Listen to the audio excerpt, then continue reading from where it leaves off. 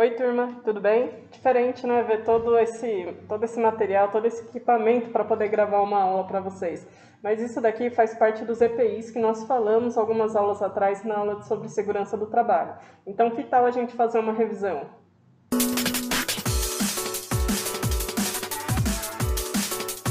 Segurança do trabalho. Então vamos para a nossa revisão.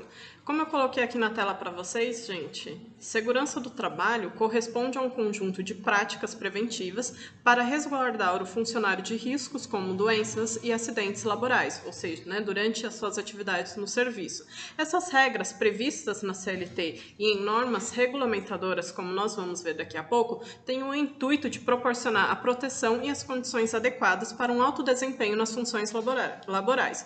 Por que, então, é importante segurança do trabalho? A gente precisa entender que determinadas profissões requerem o uso de equipamentos, tanto individual, para o próprio funcionário, então a gente pode ver aqui no caso de uma médica, no caso de um bombeiro, aqui ó, uma pessoa que trabalha no açougue, cortando carnes, enfim, ela tem todo um aparato para a sua própria proteção, tanto das mãos, aqui ó, para não respingar, não cair peças também, não respingar em suas roupas. Aqui no caso do bombeiro, olha a roupa que ele usa para poder combater as chamas e outros intempéries da própria profissão. O próprio médico mesmo, que utiliza máscara, óculos, agora nós estamos tão habituados ao uso de máscara, então os médicos eles precisam utilizar para proteção deles e também para que eles não passem nada para os seus pacientes enquanto estão atendendo eles. Esses são o que nós conhecemos como os equipamentos de proteção individuais. A nossa máscara, mesmo como eu iniciei o vídeo para vocês, com todo aquele aparato, é um equipamento de proteção individual que foi fornecido pela Biase para mim, como professora, para que eu possa circular pelas dependências sem me contaminar e também sem contaminar outras pessoas.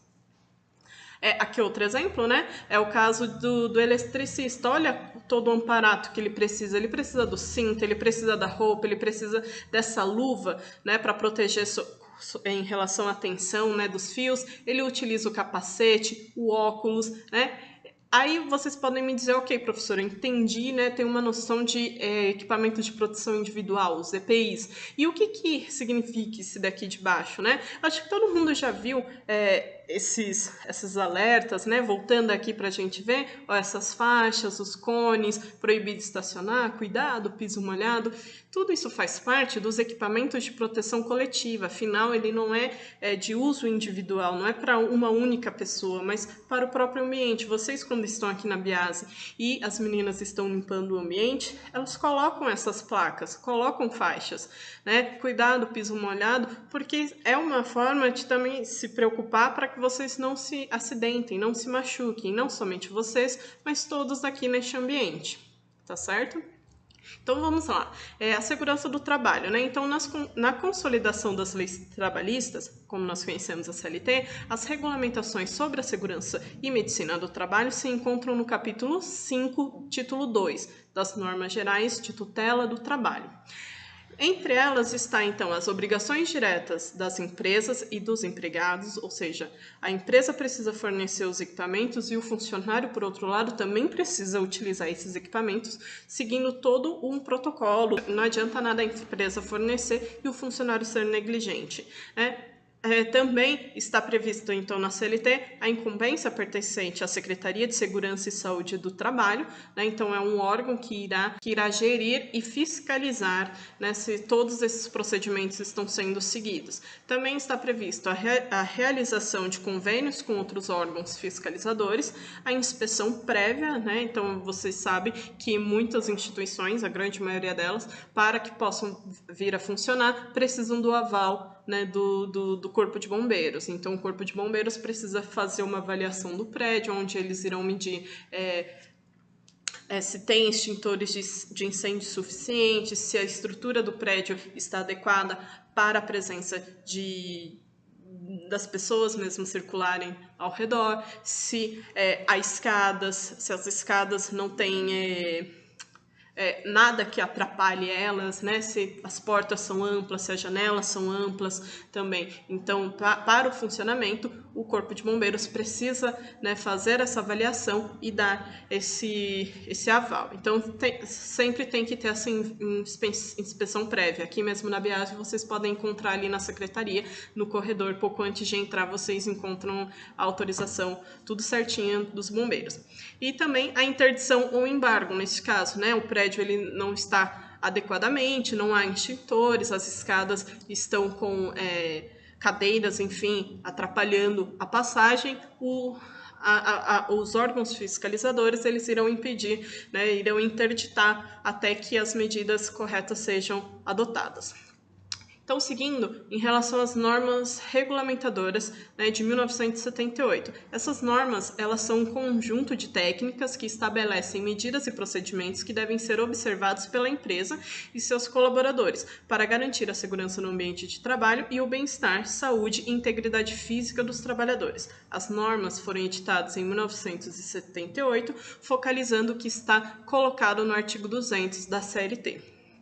Então, dentre as normas, eu coloquei aqui algumas só para a gente, né, saber e ficar atento. Então, tem norma 4, a implementação dos serviços especializados em engenharia de segurança e medicina do trabalho. Então, é um serviço, como o nome mesmo já diz, algo especializado. Você não vai começar a fazer esse estudo, esse planejamento, né, sobre segurança do trabalho assim, aleatoriamente, né? Há um estudo, há uma pesquisa, há métodos e normas corretas de se lidar com cada situação. Então, tem essa implementação do serviço especializado em engenharia de segurança e medicina do trabalho.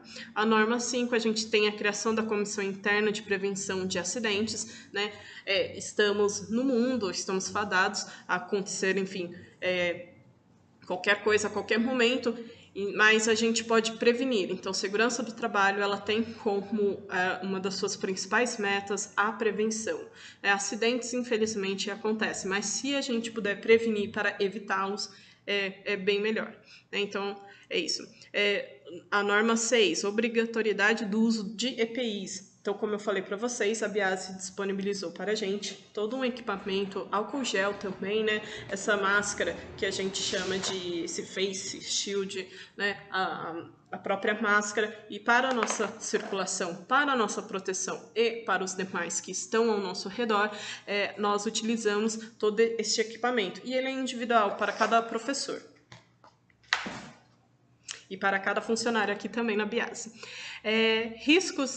A norma 10, né? Riscos de exposição à instalação elétricas e fontes de eletricidade em geral. A norma 16, então, está previsto, né, na regulamentação as diretrizes para o recebimento de 30% do adicional a título de periculosidade. Lembra que a gente estudou na nossa revisão sobre folha de pagamento a diferença entre insalubridade e periculosidade?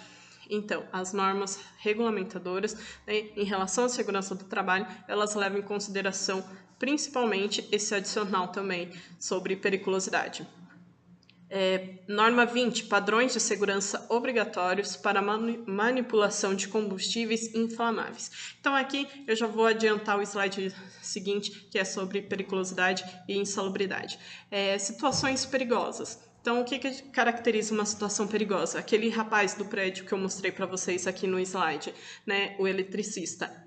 É uma situação de serviço perigosa, ele está mexendo com alta tensão de fios elétricos, né? Então, ele tem o direito a receber esse adicional de 30% em relação à periculosidade. E, por outro lado, o que é uma situação de trabalho insalubre? Então, situações em que em que o funcionário ele vai mexer, por exemplo, com combustíveis inflamáveis, com químicos, tudo que possa gerar dano à saúde do funcionário. Então, de repente, trabalhar em uma usina cujo barulho é extremamente alto, isso é uma situação de trabalho insalubre, porque está danificando a audição desse funcionário, tá certo?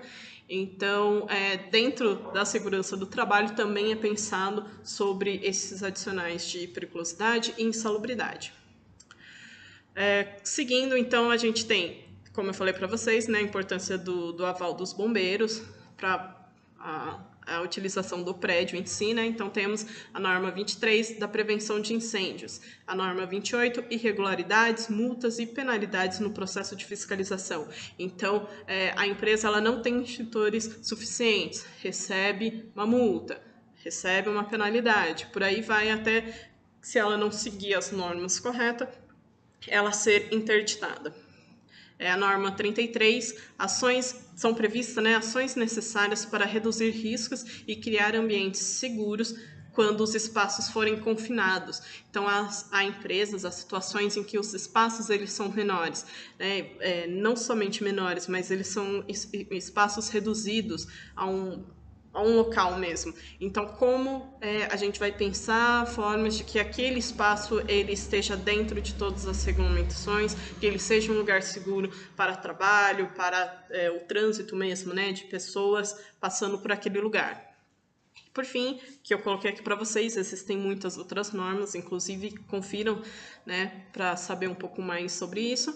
A norma 35, que vai falar sobre trabalho em altura, né, para atividades realizadas acima de 2 metros do solo. Então, é o caso do eletricista, que eu mostrei para vocês. A gente pode pensar também nas pessoas que limpam a vidraça dos prédios, né, do lado de fora desses prédios. Então, são atividades perigosas, né? Atividades que estão a mais de 2 metros do chão, então tudo está previsto dentro dessas normas regulamentadoras e há um protocolo preventivo para cada situação de trabalho.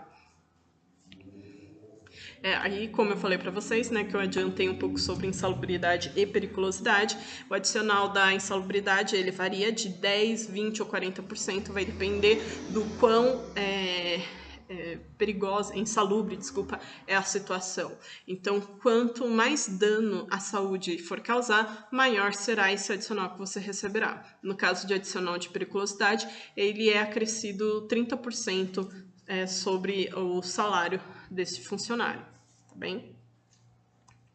Então, os EPIs, né, os equipamentos de proteção individual, como eu já tinha falado para vocês, né, temos botas, capacetes, coletes, luvas, óculos, até os tampões de ouvido, né, então esses são equipamentos individuais, eles são para cada trabalhador, com o intuito de evitar danos à saúde e à vida desse funcionário. A empresa ela é obrigada a fornecer aos empregados gratuitamente o EPI, né, como eu estava dizendo, cada serviço, né,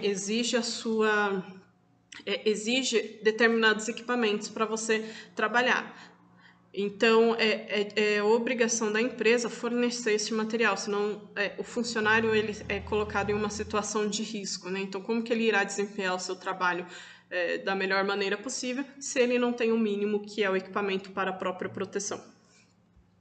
E o EPEC, que é um equipamento de proteção coletiva, vocês já devem ter visto em filas, em lotéricas, shoppings, enfim, em todo lugar a gente vê esses cones, fitas, essas placas, né? Então, eles são itens fixos, né? Eles podem ser fixos colados nas paredes, né, as placas, ou eles podem ser móveis. Eles são instalados no local de trabalho para a proteção coletiva de toda a empresa. Então, quando você está num shopping e de repente vê uma dessas placas, cuidado, piso molhado, você já desvia, né, porque a gente sabe que aquele lugar está úmido. E se você se não tiver uma placa dessa, por exemplo, a pessoa vai direto, as chances dela escorregar, se machucar é muito maior. Por isso a importância desses equipamentos de proteção coletiva. E por que eu estou falando isso, vindo, né, nessa altura e falando para vocês sobre isso? Porque, vejam bem, a gente teve a nossa primeira onda dos casos de Covid, nós estamos passando, né, por essa pandemia mundial.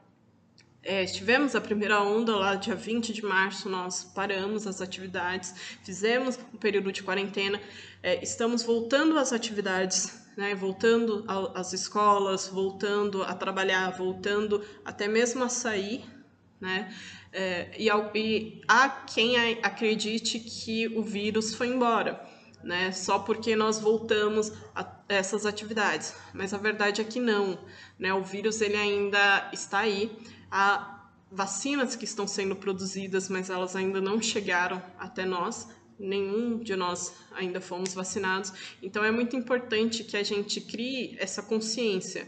Então, sim, a gente está saindo, estamos pegando muitas vezes ônibus, até mesmo metrô, em determinadas situações a gente passa por locais que estão com aglomeração, mas isso não quer dizer que tudo acabou, que o vírus ele não é uma ameaça à nossa saúde, né? O bem que nós temos de mais importante em nossa vida é exatamente a nossa vida. Então, é até uma questão de respeito comigo e para o próximo a gente usar esses equipamentos. Né? Minimamente a máscara sempre que sair. Então, pessoal, a máscara não é algo que a gente deve usar apenas e unicamente quando estiver entrando no mercado ou num transporte público, porque já está previsto em lei e tudo mais. Não, isso é uma proteção para você.